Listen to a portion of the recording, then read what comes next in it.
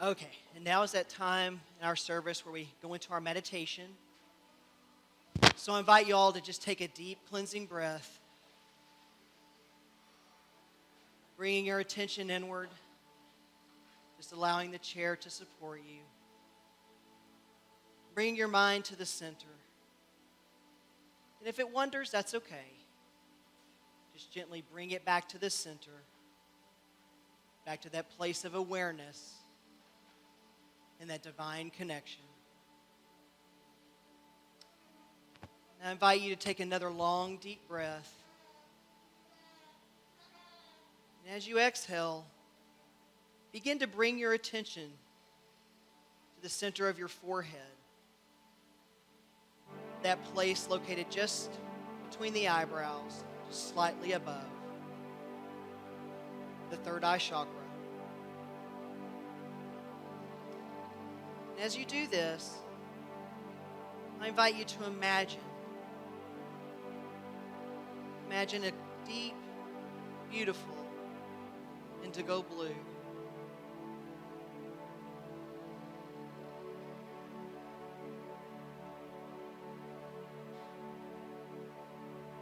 This beautiful color glows and illuminates. And as it does so, it begins to open your mind, spreading throughout the rest of your body, to every cell and every pore, until there is no place in your body that this blue is not.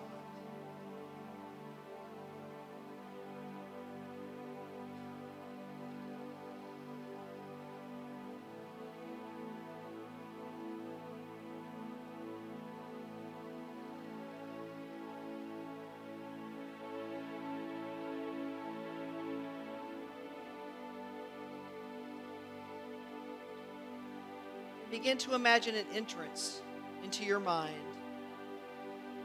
through your third eye chakra.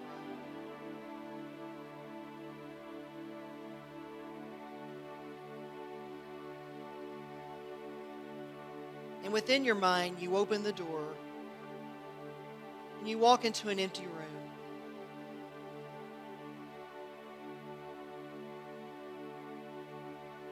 Feeling free to imagine your room any way you wish,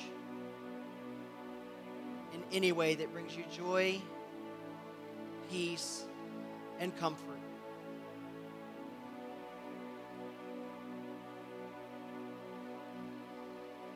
Making it your own in your beautiful personal sanctuary.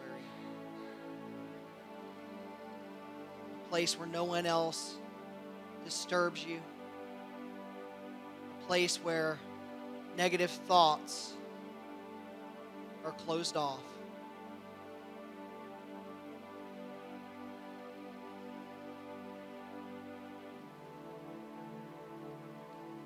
Finding a comfortable place to just sit down in this beautiful, peaceful room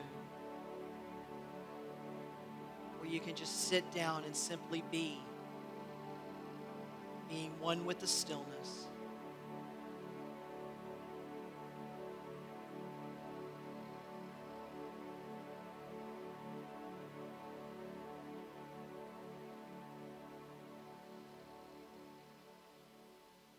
And you peek out into the world from this place.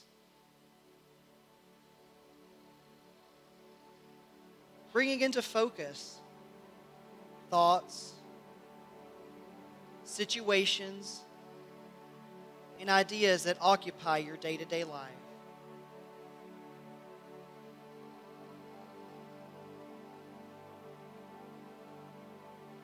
And as we begin to move into a moment of silence, you realize that anything that doesn't make you feel good or bring you joy is not a part of this sanctuary. It's not a part of that stillness. All there is right now in this moment is this beautiful present moment as we move into the silence.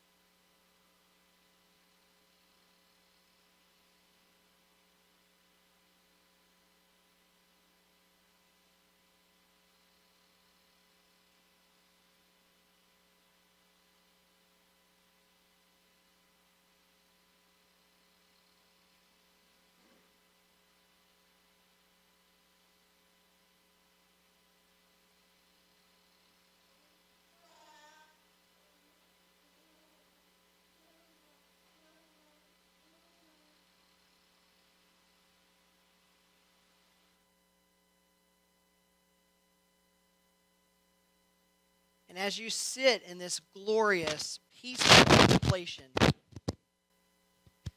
begin to visualize your third eye chakra spinning, growing deeper in its indigo color, and gaining strength.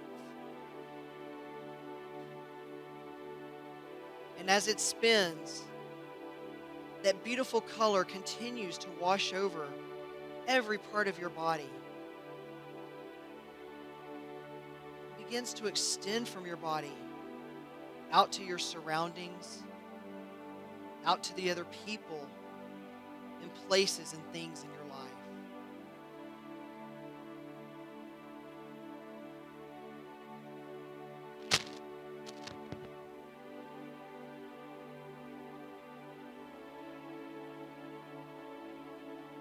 I invite you to just continue to breathe deeply,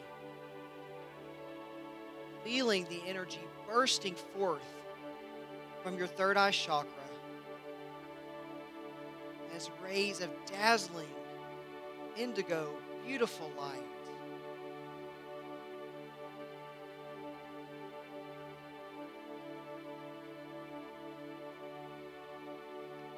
as you begin to bring your awareness back to this room, feeling the weight of the chair support you, your feet up on the floor.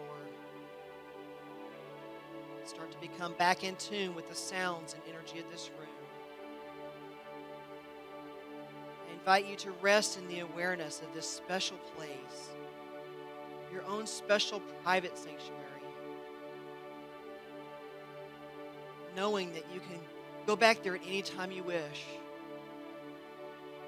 It is your sanctuary, and it will always be there for you to remind you of the stillness, the present moment, and your oneness with universe, source, and all there is. Namaste.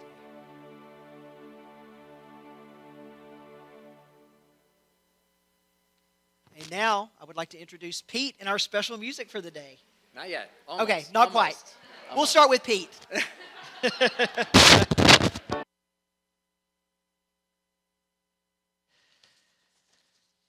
All right, can everybody hear me? Okay, that sounds better. All right. Okay. So, I have a confession to make before I start talking. Well, I'm going to talk and give you my confession as I talk. Oh. Okay, now this looks like a blank screen. I'm going to explain that in a minute. Now, it took a great deal of courage and bravery for me to get up in front of you today, and I'm going to explain why. If I can remember to pass. Okay, this is myself and my wife, Mindy. Now, she had to work this weekend, so she couldn't be here, but I wanted to let you know we were both born and raised in Texas. Yeah, see, already. Now, being born and raised in Texas, we were born and raised into Dallas Cowboy fan. Yep. So I wanted to go ahead and clear that up. Now, I shudder to think that I am standing in front of a room of what is likely to be Green Bay Packer fans. But I will let you know that Mindy and I, we are both thinking about the Packers. We're both okay with it. And lately, to be honest, we have been fair weather Dallas Cowboy fans. Now, we live in Portland, Oregon right now. What did she say? Yeah, I think somebody said something else. That's going to take the attention off of me. Yeah, okay. But since the time we've lived in Portland, we have gained a new appreciation for the Seattle Seahawks. So we're pretty fair weather. We're okay with the Packers. So anyway, I just wanted to clear that up. And check underneath everybody's chairs and make sure there's no tomatoes or anything like that to be thrown. So, all right. Now that we've cleared that up, we'll go into the talk.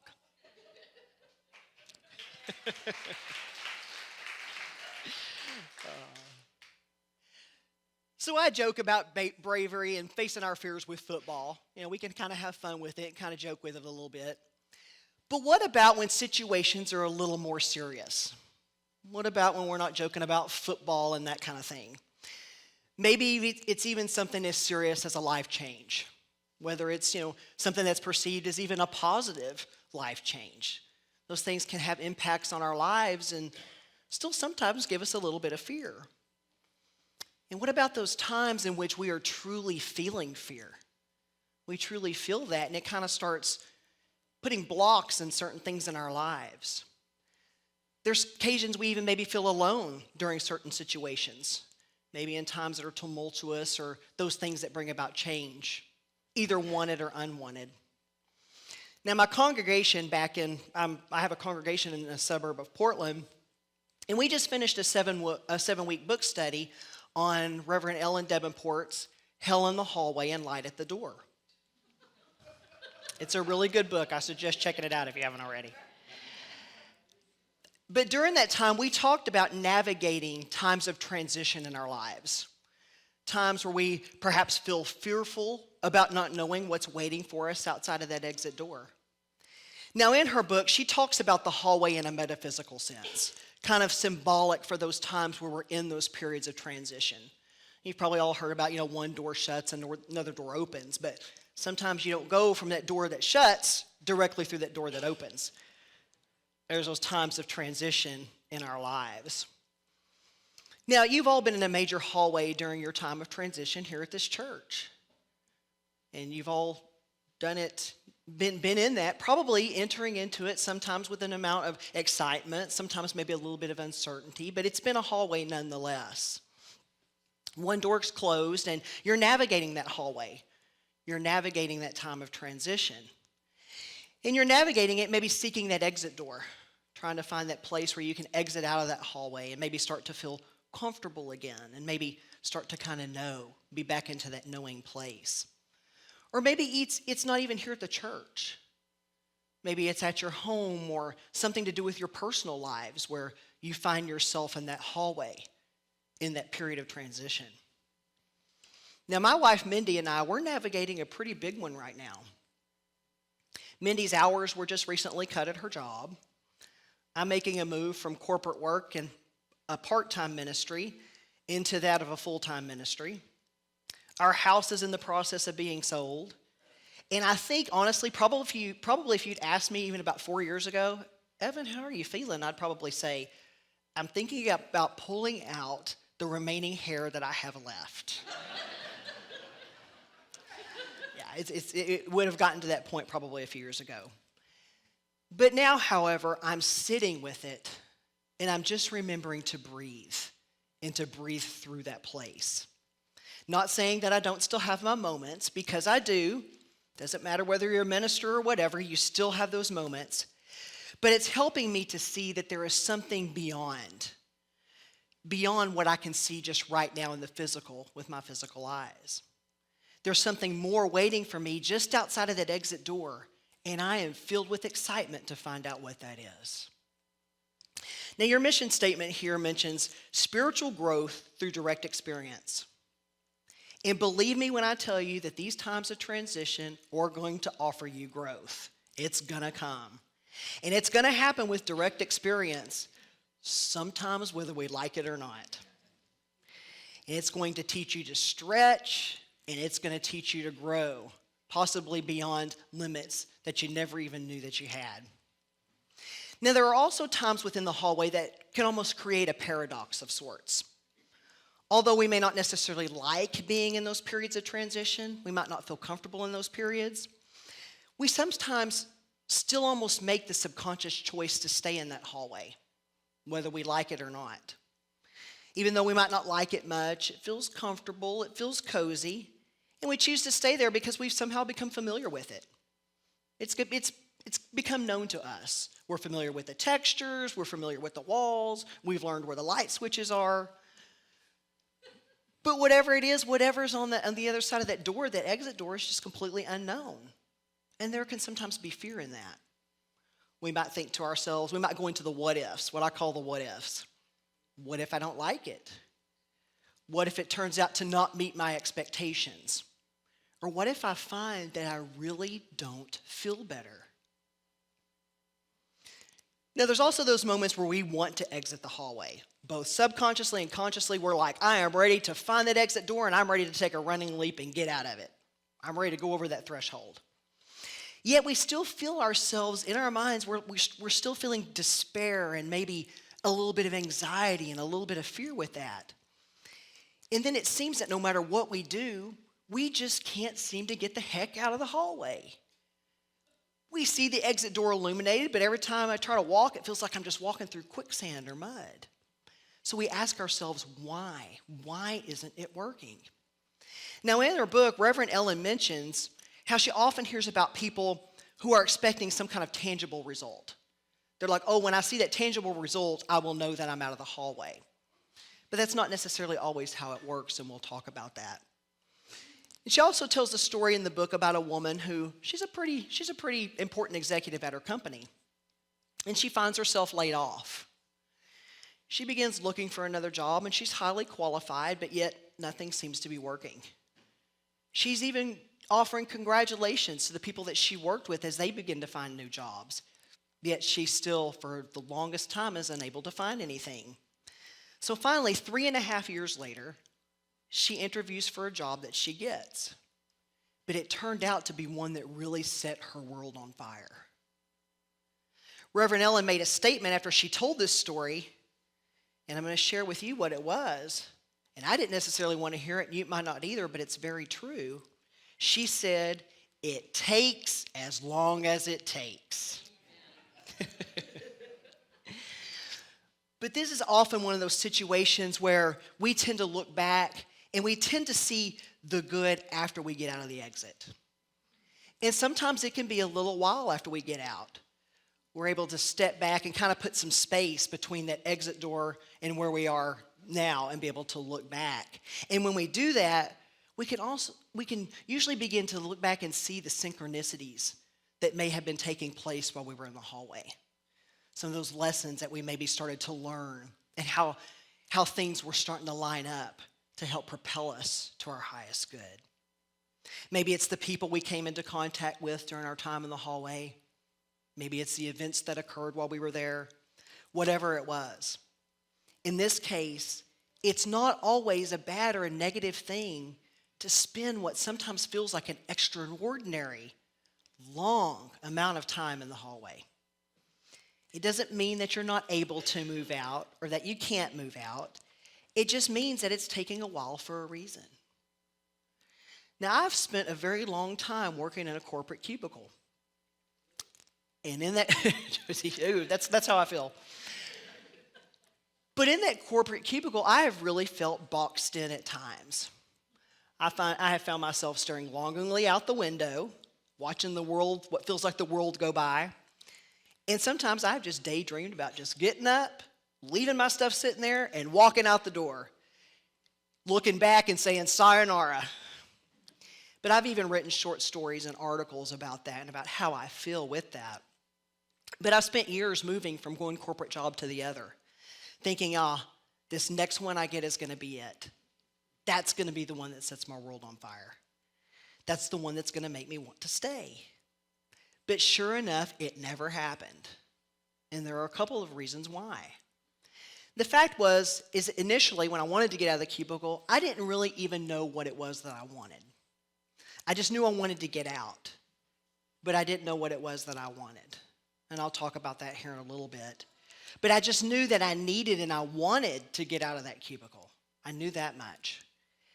The second thing I learned is that I was spending far too much energy focusing on what it was that I did not want. I didn't want to be in the cubicle. So the universe is like, you got that feeling you don't want to be in a cubicle? You're in a cubicle. But I was focusing all of my energy on that. I didn't want to go back every day. I would wake up feeling dread, having to go sit in that box. And I began to feel trapped. And with that, I would blame the jobs. I blamed corporate America for my circumstances. I blamed those for making me feel trapped, when in reality, it had nothing to do with those jobs at all. That job was something physical. That job was an outer circumstance. It was something that existed in the physical world, in material world. And no job out there was going to give me the peace that I was searching for. I had to begin to go within.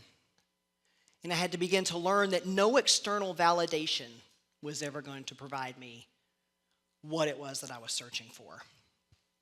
And I didn't find peace, love, and joy from finishing ministerial school and beginning that journey outside of the cubicle. What I did find, however, in addition to peace and joy, I found release and the power of release. And in that, I began to release those feelings of dread and anxiety and sometimes despair.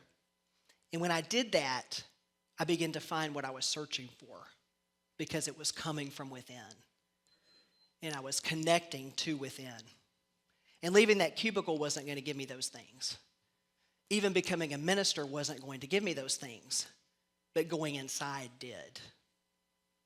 The hallway I was in really felt like it was a very long one during that time.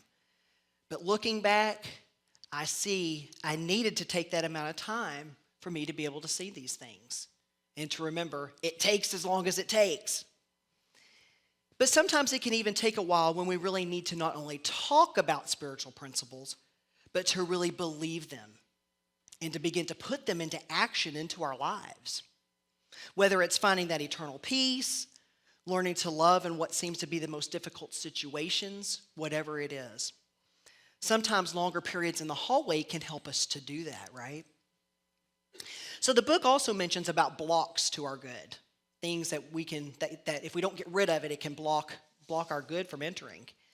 Therefore, increasing our time in that hallway. Sometimes making us feel like, okay, I'm almost to the exit, but I've taken a step backwards. Or the doorknob is just out of my reach.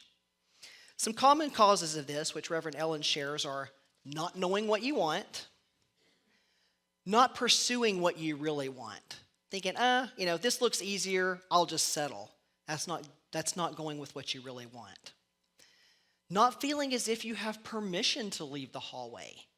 Sometimes we feel like we have to ask some external source for permission. Not believing that it's possible, or maybe feelings of feeling unworthy. Or maybe that it's just not the right time. There's a bigger picture in place that you just aren't able to see in that moment. But when you think about it, all of those things really lead back to one thing. And what is it? It's fear. It's such a small word with such a powerful punch. Fear. This thing, fear can hold more people back, and it can really be a party killer. It's one of those things where everybody's in the room and having a good time, balloons are going, music's going, everybody's chatting, and then suddenly fear walks in, the music stops, and everybody just kind of awkwardly stares at it. I've been to a few parties like that, not where I was the one walking in the room that caused it to stop, but Reverend Ellen mentions about how sometimes fear of change is greater than fear of being stuck. Again, it goes back to the known, to feeling comfortable in what it is that we know. The pain of the hallway isn't always pleasant, but at least it's familiar to us. So when this happens, we begin to feel that the hallway offers us safety of some kind. But does it? I think it offers more of sometimes a false sense of safety and security. But what if it's not even fear of failure that we feel? What if instead sometimes we fear actually feeling joy and happiness and peace? They sound like great things, but it's sometimes possible to fear those things. Those things are amazing, but sometimes to feel those, it also means that we must make change. And that can sometimes be a scary thing.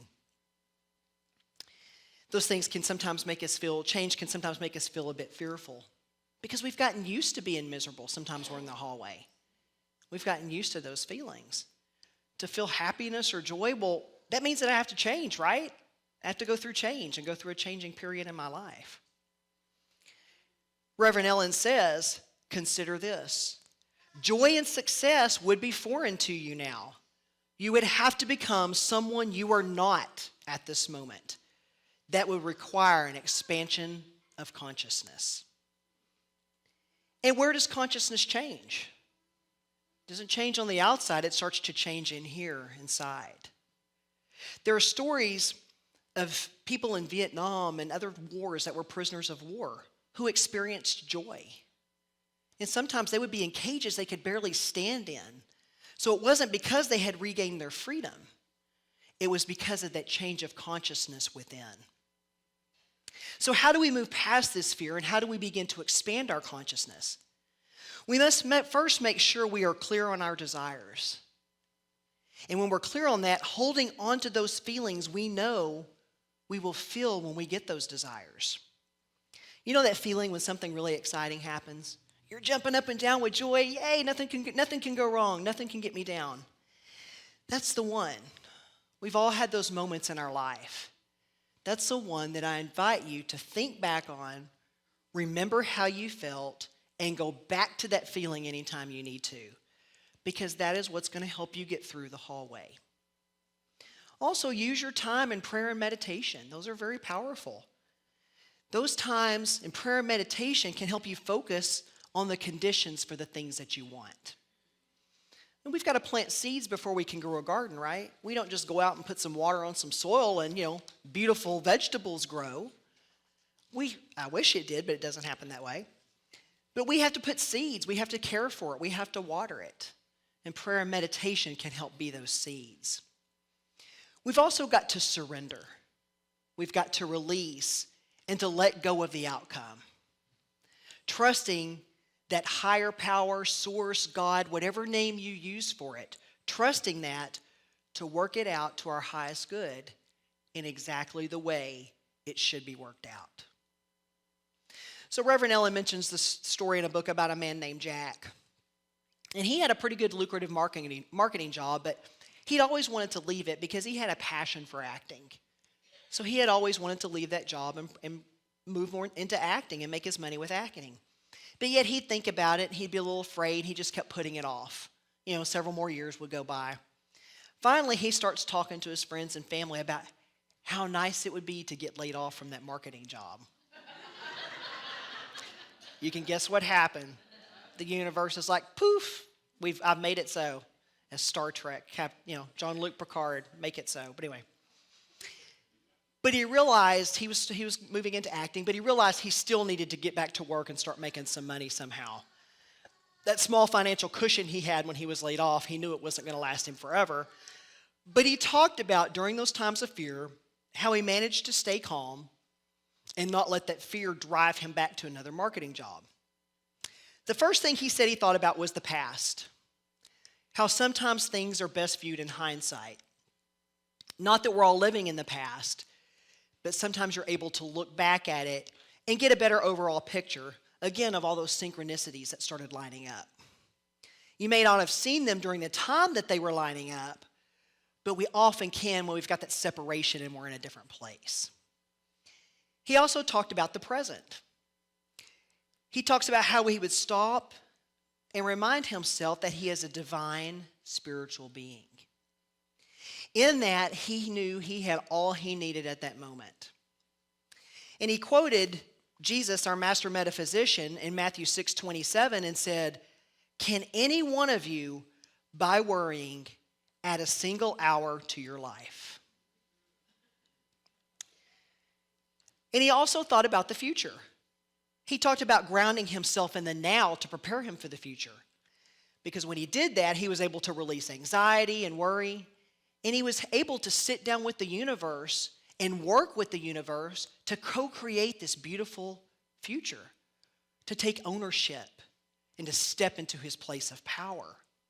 Those things reminded him of his truth and who it is that he really is, a spiritual being. Affirmations such as, "I have all that I need in this moment. I am joy. I am peace." It doesn't have to be elaborate unless you want it to. Sometimes simple is just the best way to remind us of those feelings.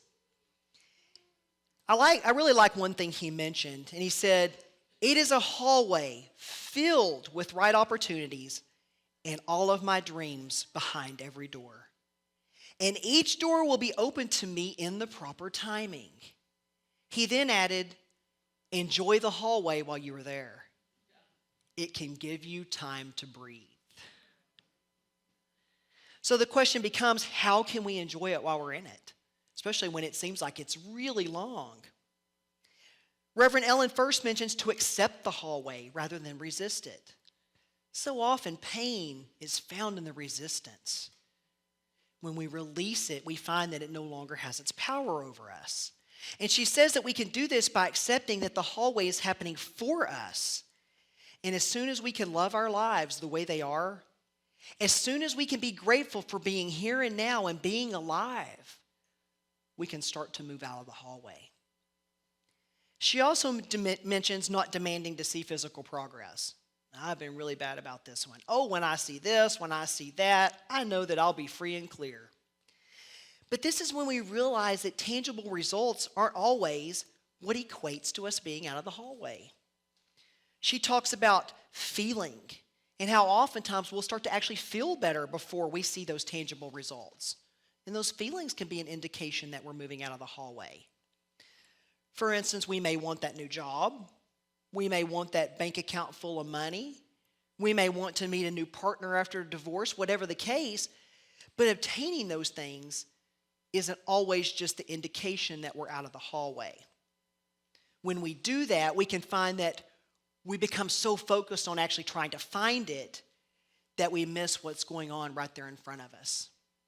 And maybe it's feeling joy or feeling peace or any other good feelings that you may be feeling. Sometimes it's that smile on your face after a divorce or a separation, whether you found a new partner or not.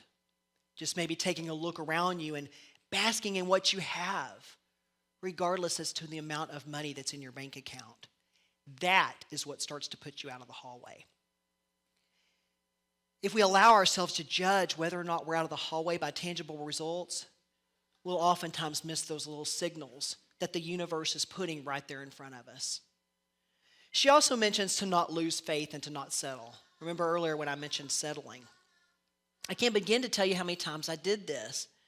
I knew that I wasn't made to sit in a gray cubicle.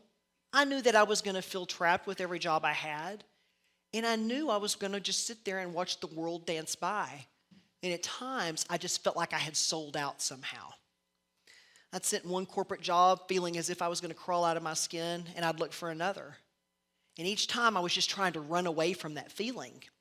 Yet I'd start a new job and it would start all over again. And after a while I began to look and I was like, I'm settling. I'm settling for something I don't want to do, something I know I'm not supposed to do. And when I do this and when we do this, we're almost basically telling the universe, you know what? You are unable to give me what I want. So as a result, I'm going to settle for option number 2 over here. It's not really what I want, but that's what I'm going to settle for, even though I don't want it. I beg you, don't do that. If you pick up nothing else from me today, remember that. Don't do that. Don't settle. Settling isn't going to likely fulfill anything. It might make you feel better for a little bit, but it's not likely to last very long. And she also mentions about how the universe may be arranging the players and the events to bring your desires into fruition. Almost like a game of chess. We arrange the players because we eventually want to hit checkmate. We arrange them how we need them. And it can take time. Give it the time that it needs, and you're going to eventually be glad that you did. Now, lastly, she mentions to keep creating those conditions for manifestation. So let me ask a question. This is going to seem really obvious, but can you if you turn a cup upside down on a table, can you fill it full of water? If you can, I want to see it because you're probably a magician of some kind. But we can't because it's not open to receive the water. We've got to prepare the cup. We've got to turn it right side up to where it's open to receive the water. And once we get the water, we can drink it. And it can begin to fill the cells in our body and providing us the fuel that we need for good health and for physical activity. And it's the same way with the hallway. It begins to prepare us for what's next, for that next phase of our lives. But it does this by making sure that we're ready. Children don't go from lying on their backs to just jumping up and walking one day. They go from lying to crawling and to walking. The crawling is beginning to prepare them for that next phase. And during that time, the parents and guardians are there to make sure that they don't fall. And the divine does the same for us. Remember that we must crawl before we can walk. And next, never forget that the hallway is a part of this human experience. Without those hallways, we'd likely not grow and expand. We have to move out of what's comfortable. We'd likely become stagnant. We'd never feel challenged if we never went into these hallways. We'd likely stop seeking out new opportunities and new situations. We'd likely stop taking those leaps of faith and put ourselves into our positions where our dreams might even cease to start coming true. We would just stay the same, and there's no fun in that. There's no growth in that. And as Reverend Ellen states, you might even look back in the hallway and wonder what all the fuss was about. So as you continue to move through this transition in the church and in your personal lives, I just want to remind you that the light is there. And when you open it up, we're all going to be standing there waiting for you and telling you all, welcome back to the hallway, my friends. Namaste.